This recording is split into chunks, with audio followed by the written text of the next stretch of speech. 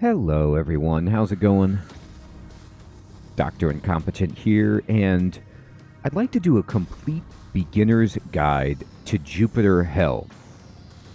Jupiter Hell is basically Doom, classic Doom, as a turn-based roguelike. Very much a spiritual successor to DoomRL. This game gives you those vibes, but has a great graphical presentation, some modern sensibilities and quality of life features, and is just a ton of fun if you're a person who enjoys that kind of over-the-top carnage of Doom, fighting demons, and having a roguelike where it's more sci-fi, more gun-oriented than a fantasy roguelike. Now, this game is terrific, but there is a bit of a learning curve as you get into it, and so in this guide, what I'm going to do is fire up a brand new game, and we're going to go through it together where I explain the controls, the UI, some tips and tricks in terms of survival, my thought process as I'm making decisions within the game and trying to survive, thinking about different builds and such, but I am not going to spoil anything for you. I'm not going to spoil the story, tell you how to min-max and the fastest way and the best build or anything like that. But instead, I'm just going to provide you with the fundamentals so that you can understand what kind of a game Jupiter Hell is and make the build that fits your playstyle so that you can have fun and explore this game. It's got a lot of stuff you can unlock, challenge modes and things like that, but we're just going to be doing right now a basic run. So I'm going to start a new game, and I think normally when you start, what you want to do is the tutorial, like if you've never played before. And we're going to go through the tutorial together because it's extremely useful. It's got good information, and it says it, better than I could say it in certain ways. But I also want to add on some information to expand, if necessary, on certain points and clarify things within the tutorial that might not be obvious if you've never played the game before. So we're going to start the tutorial, and it says, Welcome to Jupiter Hell. This is a turn-based, grid-based, permadeath, dungeon-crawling game. A classic roguelike. Indeed it is. So if you've never played a classic roguelike before, but you're a Doom fan, or you just wanted to see what this game was all about, classic roguelikes are generally very difficult, and they are permadeath. Also, they are procedurally generated, so it's different each time. If you die, it's all over, and they're hard. Those are usually key components to a classic roguelike. Different from a roguelite, L-I-T-E, where you build up some kind of progression system behind the scenes that persist throughout the runs, like a game like Hades, for example, where you get stronger even though you die and have to start over. This is not stronger. You will start, as you start with nothing, basically, each time, and have to build up all over again, at least in the regular game mode. And grid-based means, even though it's got this top-down, view, it is tilted, and it is squares of grids that you're moving on. So you can't see the grid, but you're moving on a grid throughout the game, just like a classic roguelike.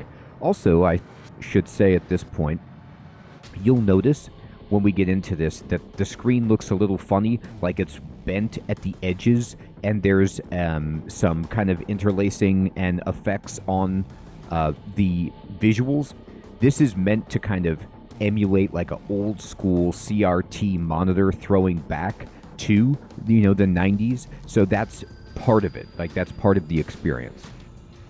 The focus in this game, however, is on ranged combat, which many roguelikes have ranged combat, but this one, just like Doom, mainly focuses on that. There is melee, of course, like you can hit people with the chainsaw and all that stuff like Doom, but it's not usually your primary focus unless you really, really build in that direction. Mostly you're going to be using guns.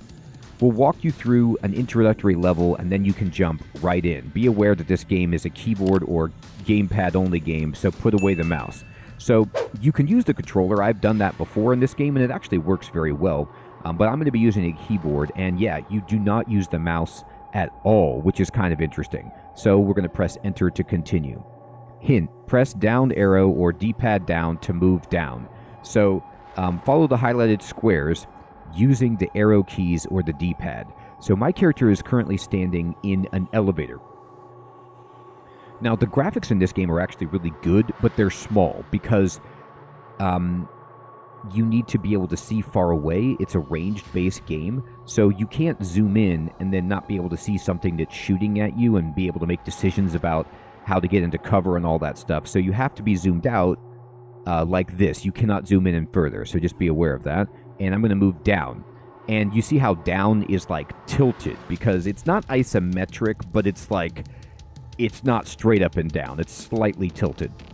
Tutorial. You can only move in the 4 cardinal directions.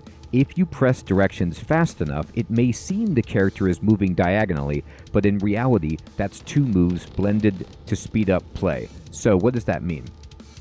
This means that in this game, you can move, up, down, left, right, and you can push diagonal to like move diagonally, but it takes the time of moving 2 squares. Now that's important in a classic roguelike because enemies it's turn-based. They don't move until you move. So if you move twice by moving diagonally, they might get 2 attacks on you through that process. So you really need to calculate when you want to do that.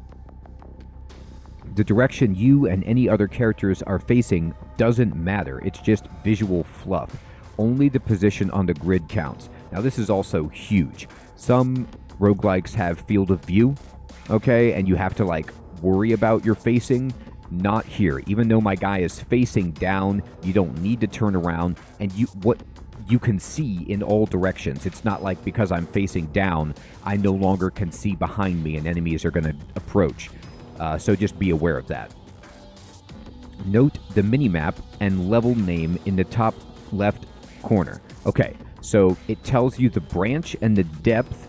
So we're in the tutorial branch, and it gives you some more information about what depth we're at. And then there's a mini-map that slowly gets filled in as you progress that is like really old school roguelike, where you see I'm the green dot in the upper left, and then the walls are in orange, the floor is in this kind of like brownish color. So we're going to pay attention to this as we move through, and it will continue to fill in, and we can zoom in on it later. Your character stats are in the bottom left. So I love this tutorial because it explains everything. It's all here on the screen, and you can get the help to this in the game, which is also fantastic. But it's important to just discuss this now. So in the bottom left of the screen, you'll see my name is Mark Taggart. I'm a Marine. That's my class. I'm L1 means level 1. And then TNL means how much experience you need to the next level. So I need 200 experience points to move to the next level. So you can always see like how close you are to the next level. Then the next bar below that is my health. And it gives you that awesome like hashtag in red visual indicator that is a gauge that fills up. But they also tell you numerically. I'm at 100 out of 100. And my fury, which is the bar below that in red that says 40 out of 40, is my class resource. Now, there's class-specific resources. I'm a Marine, so I get Fury, which will be explained in a moment. And then it tells you any status effects that you have. Blue is generally like a positive effect. So dodge, we have a 25% dodge chance right now. Then you'll also see positive buffs and negative debuffs down there. So if anything is happening to you, like if you get poisoned, that's in green, or if you're bleeding, that's in red. Stuff like that will appear down there. Now, what's interesting to pay attention to is it might not feel like this at times, and you can run really fast if you just go, go, go. When I move, watch me move and watch my dodge in the bottom left. You see how it's 25, and then when I move it quickly jumps to 50 and back to 25. That's because when I'm moving I'm harder to hit. So if somebody was trying to shoot at me while I was moving, I have a higher dodge chance, but then once I'm stationary on the tile, my dodge resets. Okay, tutorial says, enemy spotted. Hit stats appear in the top right. Take a special note of the chance you have to hit him. However, Jupiter Hell is a game of tactical positioning. Move right so you can lean from around the corner. So this is one of the main unique elements of Jupiter Hell, which is firefighting and using cover. Enemies can use cover and you can use cover, and it often can make the difference between living and dying. So in the upper right, now that we have an enemy, and you can see the enemy with the 4 green arrows around it, those can change color, but that's highlighting my current target. Enemy name is a former grunt. Enemy health, it tells you an estimation of its health right there, which is like 3 pound signs or hashtags. It's using a 9mm pistol. Its chance to hit, we don't know. It says more. And then, oh wait, sorry. I'm just reading right across. No. We don't know what their chance to hit is. We don't know what that is. But more means you can push the H key to get a complete detailed window of the enemy and its abilities, which is super useful at any time. So whatever you have selected, you can push H to like open up a screen to learn the enemy's weaknesses, its armor, resists, hit points, its special abilities, and so on. 2 hit is below where it says more. I have a 100% chance to hit right now, and I'm going to do 16 damage. And the damage that I'm going to do is being reflected on the enemy health bar. You see how 2 of its hit points are kind of like flashing? That means like if I shoot it right now, I'll do 2 of its 3 hit points and almost kill it. Now that damage predictor is not reflective of a critical hit, but it's generally very reflective of how much damage you will do unless they have a bunch of mitigation or resists and things like that. Now, another thing I love about this game is that it tells you what your chance to hit is, and you're going to be making decisions based on what is my chance to hit, do I want to risk this, and how much damage can I do. Now, I'm going to move to the right, as they say. Follow the highlighted squares using the keys of the D-pad. Go to the right. Now, we got hit. So we got shot, and that's a problem, but it was worth it to move into a cover position. Now you're behind cover. Note that there's a green indicator to the right of your character, signifying that fact. Green is your cover, red, if present, is enemy cover. Both appear only if the enemy is targeted. So when you target an enemy, you can see if you have cover, and you can see if you are shooting through cover to hit the enemy. So if there's like red on the enemy, they've got cover. If there's green on you, you've got cover. Now you can shoot him. Press F to shoot the currently targeted enemy. By the way, they'll explain this in a moment, but in the bottom right, you can see we have a 9mm pistol just like them, because they're a former grunt that's been turned to evil. We have a 9mm pistol with 8 rounds loaded into the magazine, and then we have 32 backup bullets. And then it tells you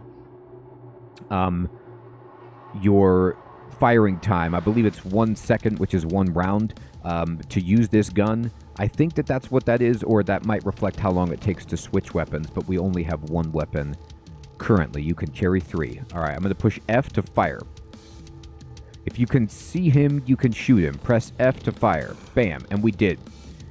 You fire your current weapon at the selected target, and you can see that we did damage to it, and now the equal sign means there's no health there, and it's just got a little bit left, and if we shoot him again by pressing F, we kill it. Now look at, it's telling us right there in the bottom right, do we have any armor? We don't. What is our weapon, and what's in the magazine, and how much total ammo do we have? And then also what are in weapon slots 1, 2, and 3, and you can use the number keys 1, 2, and 3 to switch between the different weapons that you have. But like I said, we currently just have the pistol. I'm going to shoot that guy, and he's dead.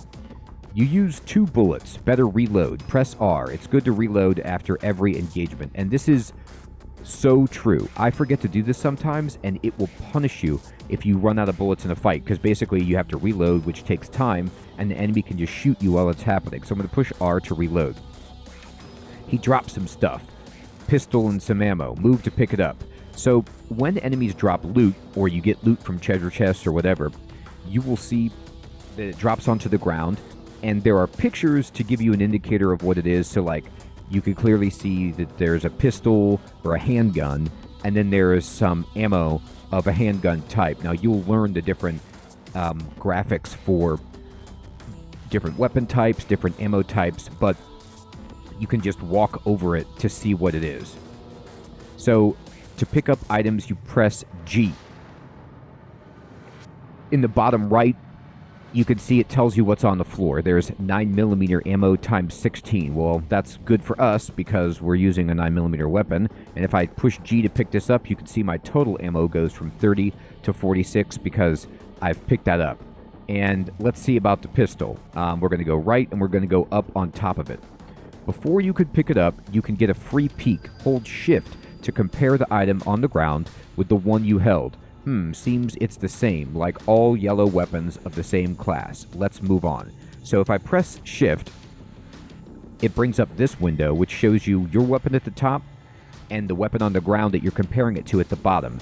And you can just press G from this screen to, like, put your weapon down and pick this weapon up. But this is, as they say, exactly the same as our weapon. It's just a 9mm pistol. There's something about this game that you'll figure out as you go on, is that there are different colored weapons, and that usually is an indicator that it's like a different manufacturer or a different type of weapon. There's weapon modifications, and you can see higher tiers where it's like there's light blue, there's dark blue, there's orange, there's purple, which is like epic, awesome stuff. There's unique things, named weapons and stuff like that, if I'm remembering correctly. But this means that most of the time when you see a yellow gun, you don't need to look at it because you probably already have that, unless it's of a weapon type that you don't have. So this isn't a game where it's like, Diablo loot or Dungeon Crawl Stone Soup loot, where it's like it could be a magical weapon that has different stats or something like that. It's like that's every pistol, and if it's going to have something special, it's going to be a different color so you can tell.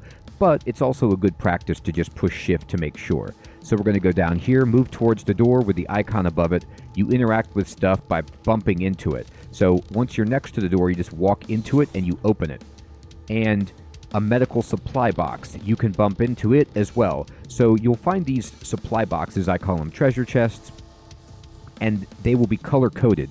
Sometimes they're white, they're blue, they're red for health stuff, and you'll learn what the different colors mean.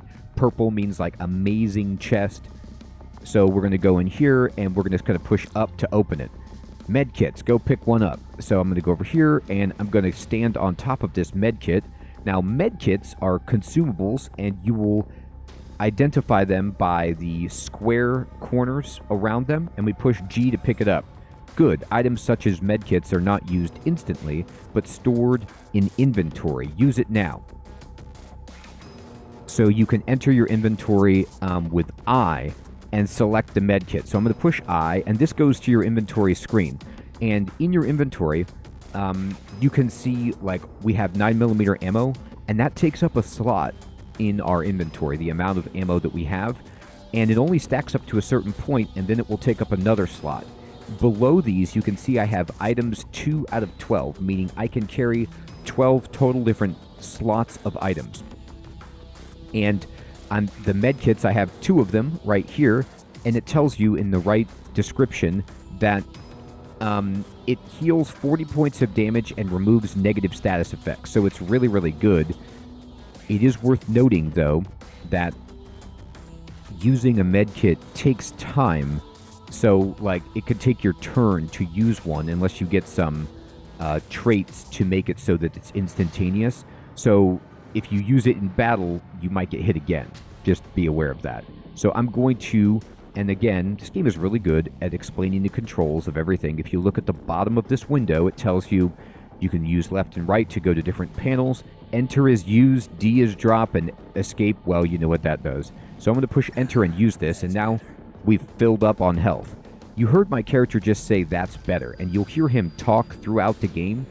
It is worth noting, because I think it's awesome and hilarious, the voice actor for this game is the same voice actor that does Commander Jack Shepard's voice from Mass Effect, the Mass Effect series. And from what I understand, that actor did the job for free, as like, because he was a fan of the game or of Doom or whatever. So just a fun little tidbit that if the voice sounds familiar, that's why. All right, so we're going to go to the next room, as they say, and we're following the tutorial, and we open it up. This guy has a shotgun, and he does. You can see in the upper right, former sergeant. He has a 12-gauge shotgun. Now, if I push H, this is what you'll see on the more screen. You can actually see his exact health, how much experience you get if you kill him, how fast he acts in the turn-based mode, what his accuracy is, and how much damage he does, okay? His resistances and his armor, and the durability of his armor, and how much damage exactly his weapon does, 40 slash damage, and so on. So it's really, really a ton of great information that you can see here. Now, remember, the direction of you and they don't matter. So it's not like I'm getting a sneak attack. It's not like I do extra damage. The direction is cosmetic. So I'm just going to push F and shoot him. Wow, that shot really hurt. Yeah, he blasted us good. If you look at your status bar at the bottom, you see you have a significant pain modifier. It directly affects your chance to hit. So I'm at pain minus 50%, and that subtracts 50% from my chance to hit, as you can see in the upper right. I normally had 100, now I'm at 50. Luckily, you're a Marine, and you have an active skill that can help. Adrenaline can be used as long as you have enough fury, and it heals you a bit and converts a portion of any pain value to health. Also, using the skill doesn't take time, so you can safely use it in the middle of combat. The Marine regains his class resource by killing enemies. Adrenaline, which you can see in the bottom left above Mark Taggart, it's kind of in the middle of the screen so you can see it more easily. The 5 means you push 5 on the numpad to use this skill. And it's amazing. It's going to cure our pain. It's going to heal us a bit. And it's just a nice little survival skill that the Marine has. So we press 5 to activate it. And watch this. We healed a bit, but mitigating that pain means that now we have a 100% chance to hit again. And you can see, if you look at the guy, we tore through his health and his armor there, and we shoot him again, and he's dead. Note that the pain-removing effect of adrenaline stays for a couple of turns. So you can see now it went from 5 to 4, it's down to 3, to 2, and there's a bad guy down there who is in cover. We're going to pick up a shotgun. There are enemies here, but the shotgun will help. Notice that by holding shift while standing on a weapon, you can compare its stats to what you have. So you can see it, but we're just going to push G to pick it up. And it is groovy. It's empty. You need to pick up the shells. So we're going to walk over here and get hit. Push G to pick them up. So there's 2 enemies. We're getting hit. Reload, pushing R. Now, when we picked up that shotgun, it automatically switched us to the shotgun. You can see it's in the weapon slot 2. And it is a 12-gauge shotgun, and it has 15 shells, but it only has 1 shell at a time. And if I fire at this target that I have selected, I kill both of them. Because the shotgun does, well, it's a shotgun, spread damage. Now, that was satisfying. Shotguns deal area damage, so you can kill get multiple kills with a single shot. Don't forget to reload, which we will do. The shotgun is nice, but let's switch to the pistol again. You can carry up to 3 weapons, as seen on the bar in the bottom right. Press 1 to switch. Now, switching does take time. It takes half of a turn to switch. You're hurt. Luckily, Marines start with an extra med kit, so you still have one. Use it now. All right, so we'll go to inventory, and we'll use our med kit, and that is better. Alright, so we've used our second med kit and they want us to go to the next room. Now we have to, like normally if I was playing, I would go pick up some ammo or whatever, but we're just following the tiles. And we'll go over here and move in, take a better look. So I'm already targeting this dude, the former sergeant right here. And he's got a shotgun. Now here's an idea. Why not blow up those explosive barrels? To do so, you need manual targeting. Push T, then move the target to the barrels and press T again. So a couple of things I want to say about this. First of all, I would never move in right there and take a shot from that guy. I would probably move behind the door and either try to get to cover or I would just shoot him right there. But the tutorial makes you do that. Now, targeting manually by pushing T is amazing because it allows you to just explore what's on the ground in addition to just targeting. But you can like look around, so you could see these are fuel barrels, these are crates, right? Like this is a door, here's the former sergeant. So you can do this, takes no time, and you use the directional pad to move this. And if we shoot this by pressing T to fire, then we blow up the barrel and everything in the room. Boom. Barrels do more damage than the pistol shot, so it's worth using your environment. Let's continue to the next room. Now, it's also worth saying the barrel exploding does not blow up the loot. Like, you still pick it up. Now, again, I would go pick up the ammo or whatever, or I would reload, but they want us to go over here. So we have to kind of follow the tutorial. You don't seem to have a sure shot on this ugly guy. You're behind cover, so you can wait and see what he's up to. Press W to wait. So this is a crucial key in every roguelike, which is the wait key. Sometimes it's 5, sometimes it's spacebar. In this game, it's W. He didn't move closer, but things are good. Notice 2 buffs you received. Hunker, which further decreases your chance to be hit behind cover and possibly the reason he missed. And aim, which you receive by waiting while having an enemy targeted, which increased your odds to hit significantly, so fire. So this is another element of the game that's different from any other roguelikes, which is this kind of like waiting to steady your aim and then hunker if you're behind cover. So remember I said the buffs would be color-coded, and hunker is a blue one and aim is a teal one, and in this case, we get a 50% aim boost, and we get hunker, which decreases our chance to be hit by 25%. So, you know, we're really, really hard to hit, and we're behind cover for this guy. So it's amazing. And then we're just going to go ahead and push F again. We hit this guy. After shooting, your buffs are gone since both of them apply only for 1 turn. You can increase their values further by waiting, but he's almost dead, so let's finish him off. So we only have a 59% chance to hit this guy, and your chance to hit depends on how far away they are, you know, what they're behind, what you're shooting through, and what weapon you're using, your skills and such. Another one down. It seems like there's a grenade on the floor. Let's check it out. So we're going to walk over, and uh-oh, someone spotted you grabbing your sweet loot. No worries. You can use items directly from the ground by holding shift and pressing G. How about we send them his way? So this is great because it doesn't take a turn to like pick it up. And you can do this too. I like to do this if your inventory is full, which will happen as we get later in the game. And you like don't want to drop an item to pick something up and then use it and then pick something back up, like it's a med kit or something like that. You can just use it off the ground, even if your inventory is full. So I'm going to push Shift G to use this, and then you can see that we've targeted him, and then the green is kind of like the path of...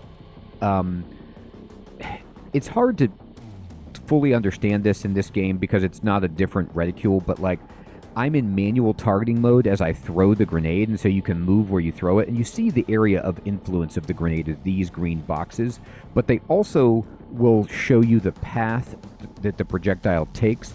But I don't believe that it means that that square that's outside of the explosion range is going to be hit. I think it might mean that that's just the path it takes, but we'll see. Right. Now, wasn't that a beautiful view? The area seems clear.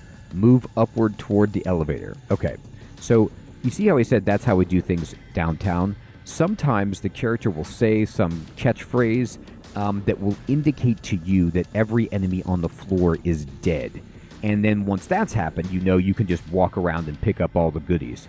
For the sake of introducing you to the equipment screen, why don't you leave your shotgun here? Enter the inventory screen and use the arrows to navigate between panels.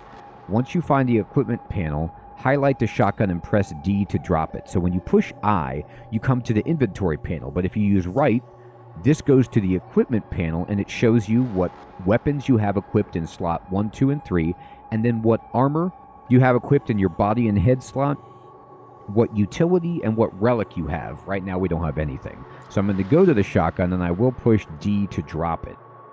Good work. Head upward toward the elevator to finish the tutorial. So don't worry, none of this stuff matters because this is just a tutorial, and we're going to exit to Callisto 2. Congratulations on finishing the tutorial. Now you could start a new game and see how you fare in real combat. Just remember, the game is turn-based, no need to rush anything. Facing doesn't matter, neither for you nor the enemies. Movement is only in 4 directions. Diagonal movement is only a side effect of the animation system and counts as 2 moves, which is so important to remember. You will level up and gain traits. Pick a master trait at the bottom and work toward getting it as soon as possible. This is really good advice, and we'll talk about this when it becomes important, but master traits are kind of like the linchpin of your character build and everything you want to combo and synergize with. Try to keep behind cover. Note the enemy behind cover in red. If they're in cover, it's best you break line of sight and make them come after you, and this is very important. Okay, so we completed the tutorial together, and now it's time to start a new game, and we're going to go with regular game mode. Now, I recommend easy if you've never played a game like this before and you want it to be easy, but what we're going to do is just go medium. So this is recommended for players with turn-based roguelike experience, and everything is kind of normal. Now, I've played this on both hard and medium, and I think hard is definitely harder, but it's not the end of the world. Medium, though, is a great place to start, and it feels default, so that's what we'll do. Once you get to the class screen, you can choose between Marine, Scout, and Technician. And I might, depending on how popular this is and how much people want to see it, show you different plays with a Scout and a Technician. Scouts are based on stealth. Technicians do tinkering, and they use multi-tools and hack and stuff like that, and they can mod things easier.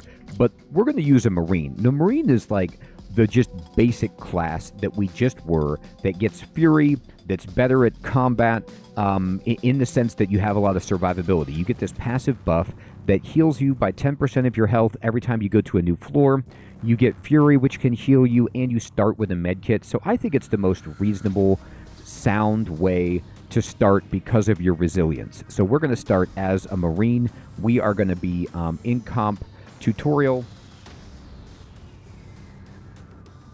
and we're going to go. What happened to everyone? Gotta find a way out of here. Hint, use arrow keys to move. You come back from a routine patrol of the Callisto orbit. Your landing craft gets shot down by the automated defense systems. Something is wrong. And this was what happens when if you buy the game and you boot it up, there's an animation that shows this happening, and you'll see this every single time.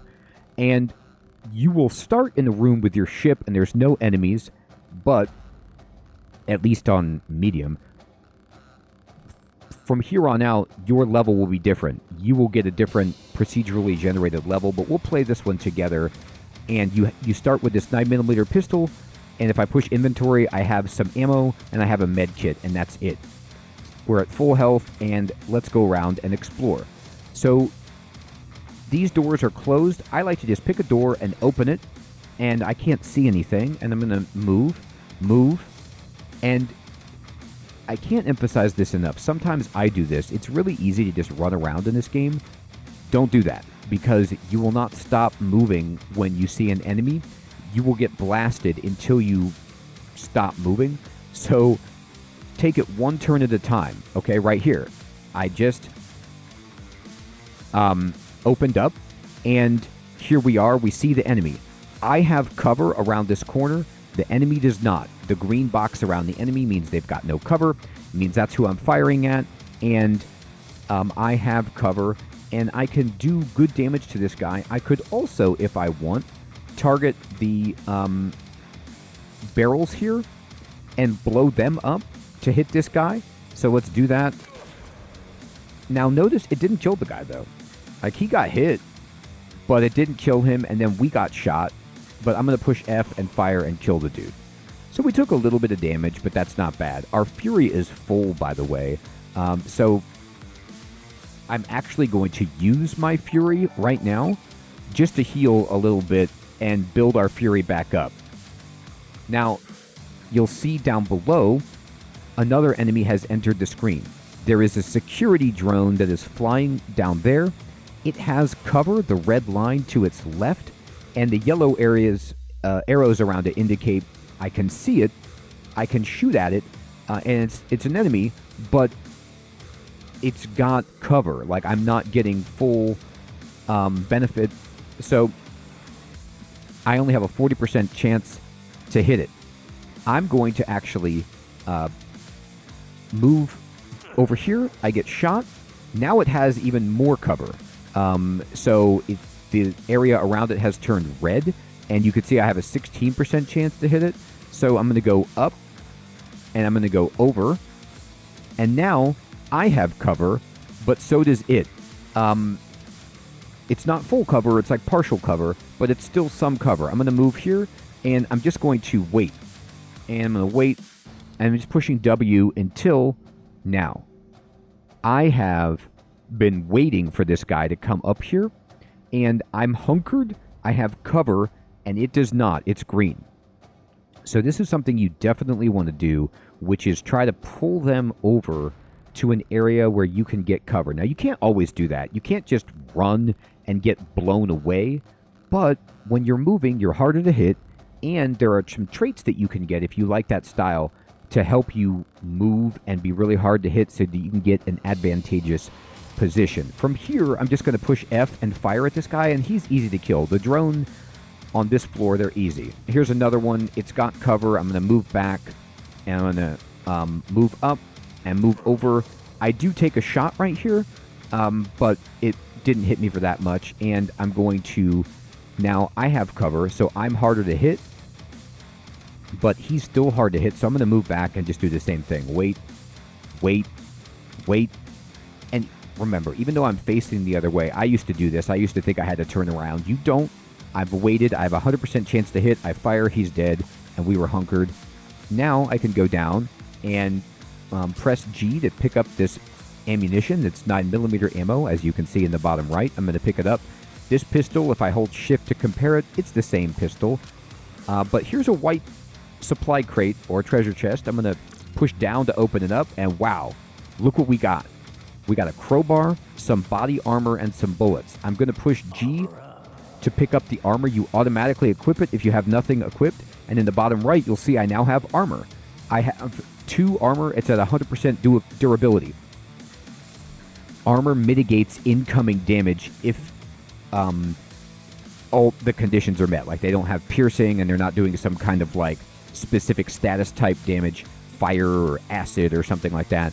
But we mitigate damage coming in now with this armor. And I'll push G to pick up the crowbar, and it goes into my melee slot. I'm going to push 1, though, to go back to my pistol and push R to reload. I actually want to use my pistol and not my crowbar unless I get surprised and they're up on me. Now, if I push I to go to inventory, I'm going to go over to the equipment screen by pushing right, and you can see on my body I have basic armor. You can read the description on the right panel, the right column of this panel anyway, and it's got a flavor text description, and it says protection 2 out of 2, and it gives you the breakdown. It actually protects against slash better, against piercing, and against plasma, and it has 600 durability, and it actually makes you dodge less because it's bulky, and it has room for 4 mods. Now, protection 2 out of 2, the way I understand it, and you could correct me if I'm wrong, is that that's just telling you how effective its protection is based on its durability, and it degrades as the durability goes down. but the protection, the mitigation is reflected by the different damage types, slash, pierce, plasma, whatever, and that's telling you how much damage you're resisting of that type. So I'm going to go down here, and there's some grunts down there. You can see I have a 63% chance to hit this guy, and I'm not in cover, so we could try to get cover, or I could just shoot the guy. I'm going to go back. He's going to shoot at me. I'm going to go back, and I'm going to go around the corner to here, and I am going to wait. And look what has happened. This is the backfire. This is something where I swear it's difficult sometimes to master this because a lot of my personal roguelike instincts are off. I waited for the guy, I lured him out, but he has cover and I don't. So it's kind of maddening. I'm going to move, and I'm going to move again. I'm still in this guy's line of sight. I'm going to move again, I'm going to move again, and I'm going to go down here. And now I have cover. So you have to really just learn like what circumstances will give you cover and what will actually benefit the enemy. So now I'm in cover, but he's so far away, I only have a 31% chance to hit. I shoot him, I missed, but now you see I have a better chance to hit, and as he gets closer, I have an even better chance to hit. God, I missed at 96%. No, I hit him. Okay, and then now he's dead.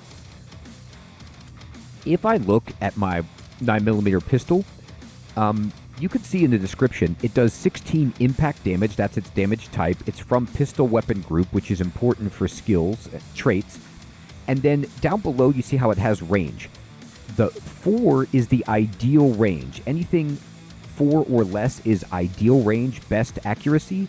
And then 6 is its maximum range. So you can hit something at 6 range, but you will be less accurate until you get into its ideal range. It has a 50% time bonus if you want to switch out of it. So the smaller the weapon is, the easier it is to switch. And it tells you how many mods it can take and its magazine. Speaking of magazine, let's reload.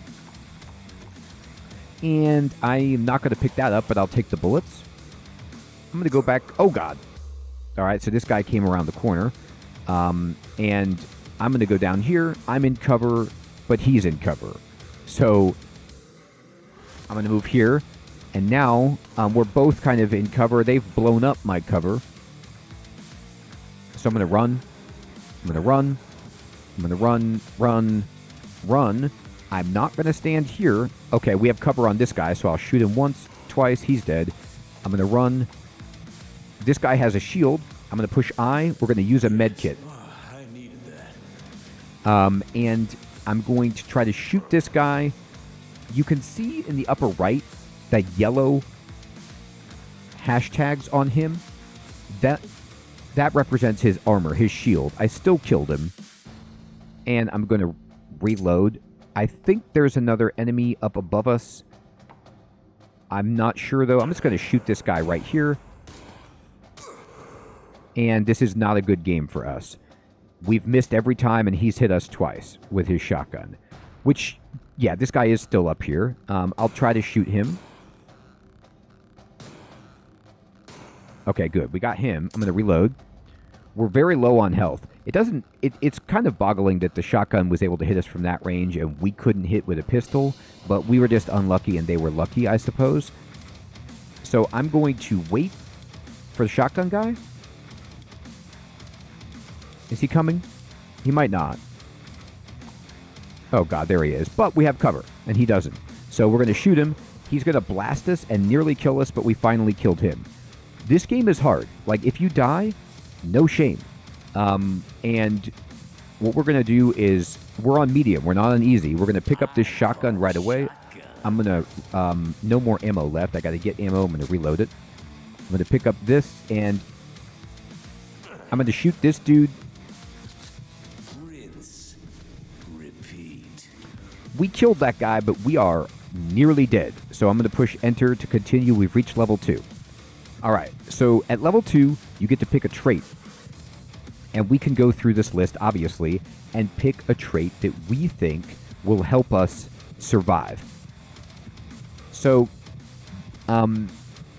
skill gives you more health per level and helps your Fury skill of Adrenaline heal you more. Iron Man just gives you more health and bleed resistance. Furious helps you get more fury. Hellrunner is the one I was talking about where it's like you move, and when you're moving, it takes less time to move and you dodge better when you move. Son of a Gun gives you more crit chance. Reloader reduces load time. Sustained Fire gives you a damage boost if you're standing on the same tile and continuously firing. Tough as Nails gives you armor. Rip and Tear is good with melee. And Army Surplus helps you get more ammo when you open stuff. Now, all of these traits at the top that are in orange are like basic low-level traits that you can automatically get. The traits down here have prerequisites, and then the blue traits are the master traits. You can only have one master trait, and it's kind of something where you want to pick one and try to build toward it. So I like Army of Darkness because I like using shotguns and grenade launchers personally, or rocket launchers even.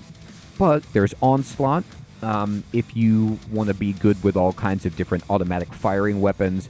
Bulletstorm, also you want to do pistols. Vampire lets you heal a little bit when you kill. And Survivor is like, you're super tough and maybe you want to go like, just basically be a tank. I'm going to take Army of Darkness. But I can't take it until I get Furious 1, Reloader 1, and I'm 6th level. So to build up to that, the first thing I'm going to take is Reloader 1. So this helps you reload faster if a weapon is empty. Why is that good? That's good because I actually want to use my shotgun, but it only has one bullet right now. So I'm going to be reloading a lot. So I'm going to take Reloader, I'm going to reload, and now I can reload in combat easier. And speaking of that, I'm going to run back here. And I'm going to try to regroup. Now, I need to find something to heal with, or I need to get enough fury that I can use adrenaline. I'm going to go here, and there's a blue crate right there. I'm going to pick up these bullets, and I'm going to run to the blue crate and pray that we can get there. I'm going to open it, and it's bullets. Blue crates are ammo crates. And I'm going to get shells and 9mm bullets. Usually you get bullets for the weapon types that you have, but sometimes you don't. If you take Army Surplus, you could kind of like guarantee that you will get the ammo types that you need. All right, I opened this door to look through. I don't see anything yet. There is a health crate. Thank God, we need that very badly. Now it says search for the elevator to go to the next level. We may have actually killed all the enemies. He may have said something, but I was like so concentrated on how low we are on health that I didn't hear. Okay, so when I open this, we get two things. The circular red healing item is something that you pick up on the floor, and it is, I will push T to show you, it's called a small health orb. And you see it just heals 40 health when you walk on it. But something important to note about health orbs is that they can overheal you, just like in Doom. So you can actually get more health than your maximum health if you're at max and you pick one up. They're awesome. I'm going to pick up this med kit, but I'm already so hurt that I'm going to use it as they're recommending. The reason I'm using it, it heals 40 points, That hit the spot. is twofold. Number one, it takes time in combat to use it, so I don't want to be just left out in the wind with this health kit and then die because I'm trying to use it. I don't want to waste any time. I want to shoot stuff. And then number two, if I found a health orb to heal myself, I can heal beyond max. So there's no penalty really from health orbs anyway for that. Now there are stations where you can heal, but you can just save them for when they're relevant. Now, it looks like I've seen most of the map. We haven't talked about this yet, but you can push M, or hold M rather, to look at the map itself. And you can see on the map, I'm green. The elevator is the blue square. And important things will be noted on the map. But right now, all I really see is the elevator. Now, I could pick up this knife if I wanted it. I can get that ammo if I want it. But if I look at my inventory, I have plenty of 9mm ammo. In fact, it stacks up to 100. Now I'm working on a second stack, so that's fine. I don't really want the knife. I've got a crowbar. I've got a shotgun. I have something in every single one of my 3 slots. And I'm going to go to Callisto 2. Good luck. You're now on your own. So there's no more help that's going to be shown. There's a crate up here. I'm going to immediately go and try and get this. I'm going to open it, and oh, thank goodness. Okay, so we got armor for the body and for our head. I'm going to pick up this armor on the head, and you could see armor 2 on the bottom is my body armor, and H is my head armor, and I'm going to pick up this basic armor, and I'm going to wear it. And the reason I'm picking that up is because it has 100% durability. The other armor that I was wearing has been damaged. It gets damaged as you take damage. Now, the head armor is interesting. I'll go show you it. Because the basic armor version of the head slot doesn't actually give you any protection, but it can be modded. So it has that advantage, but you have to find mods to actually capitalize on that. Okay. Whoops, I accidentally took an extra step there and he got a shot. So there's a fire fiend down here. I'm going to shoot him with my shotgun. You could see this dude is dead. I'm going to reload, and this guy has cover. I'm going to shoot him anyway. I'm going to reload, and I'm going to show you. This guy right here, this fiend, let's push H. Let's look at him. This guy is doing melee damage. So this guy wants to run up to me. So we don't have to worry about moving behind cover for this guy because he's trying to run to us. Now this guard, he's got a 9mm pistol, which has range. You can see what this guy has. A shield, this guy has a pistol. So you can see what they're equipped with and what they're capable of. So he wants to do range damage. I need to reload. I need to get out of this guy's range. And now there's a fiend down here. I got to reload. This is not ideal. I'm going to shoot the fiend, and there's enemies everywhere now. I'm going to reload because I have to. I'm going to kill the fiend. I'm going to reload, and there's a fanatic down below. Let's look at the fanatic. He also wants to just do melee damage, but he also will explode when we kill him, so we want to get this guy dead like that, you see, before he's on us. Now the guard has cover. They both do. This is terrible. I'm going to move here, here, and here. Okay. So I need to change where I want to shoot, and I'm going to push T. Now the cool thing about using the shotgun is you can see the spread. So if I shoot here, I actually will hit both of those dudes, and they're dead. I'm going to reload.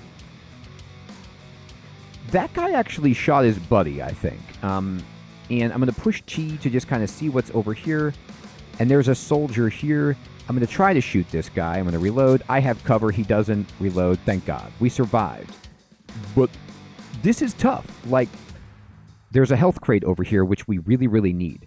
You can see, like, it gets hard, especially when you are starting and the floor and you just are fighting a lot of enemies in open space at once. That's why I like the Marine to start with, just because you get a little bit of extra wiggle room. I'm not going to waste any time. I'm going to walk over.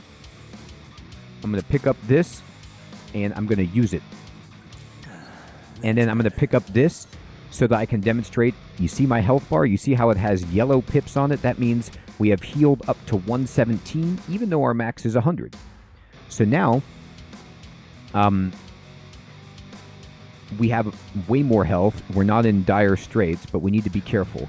The reason I didn't pick anything up on my way over to that is picking up takes time, and I didn't want an enemy to pop out before I could heal myself. So now, if you hold M and look at the map, you can start to choose where you want to go. This is a dead end. Let's walk over here. These green barrels are explosive, so you might want to not go close to them in case the enemy uses them against you. I can't see everything over here, so I'm going to try to uncover it and just stay away from the barrels, but I need to know if there's enemies down here before I open any doors. I like to just clear out the open space before I open doors so that I know where like my path to escape is. All right, I'm going through here. There's a guy, Fanatic. Remember, the Fanatic is melee, so let's just get a good chance to hit this guy. He actually hit us when he exploded because we missed. But he didn't hit us for a lot, so we're down to 106. Here comes a fire fiend. I forgot to reload, which was dumb. And we shot him. and he's dead. I'm going to reload now. I wanted to get to this ammo crate, but I was too quick. But that does demonstrate the enemies can open doors. We have cover against this grunt, and we blast him. The reason I like the shotgun personally is, as you can see, it's one shot on the grunt instead of two, and it has area. Now, this is a rifle, and I'm actually going to pick this up instead of my crowbar. So I'm going to select my crowbar. I'm going to hold shift so you can see the rifle in the bottom right. You see it's got a scope, it's 24 impact damage. It has 3 sets of range. So it's shows you like it has an ideal range, and then it's a rifle. It's meant for long range, so it actually operates worse close up, but it has a max range of 11, which is insane. I'm going to pick that up and drop my crowbar. And I'm going to pick up bullets for that, but I'm going to go back to my shotgun. That's my bread and butter. That's what I want, unless I run out of ammo. I'm going to open this door. Okay. We see some fanatics right here, and this is a fanatic, and this is a sergeant. I want to shoot the sergeant because he has a gun. He actually has a shotgun. And the fanatic, you could see right there, he exploded on his own once he got close enough to me, which stinks, but he's gone. That guy had cover. I don't care. I've got a shotgun. You're dead. All right. Pick this up. I already have that shotgun. I already have that hunting rifle. I'm just going to look around here. Now, you'll notice on the map, you see the 2 red dots in the southern portion. Those enemies have been detected. Correct? I could be wrong about this, but I think it's when you're close to killing all the enemies that you can see that. Some traits let you see it whenever, or some mods and things, but we don't have it right now. I'm just going to kind of look around. There's the elevator. You can skip ahead, but I always kill everything and look for all the treasure. And sometimes you get an experience bonus if you kill all the enemies on a level.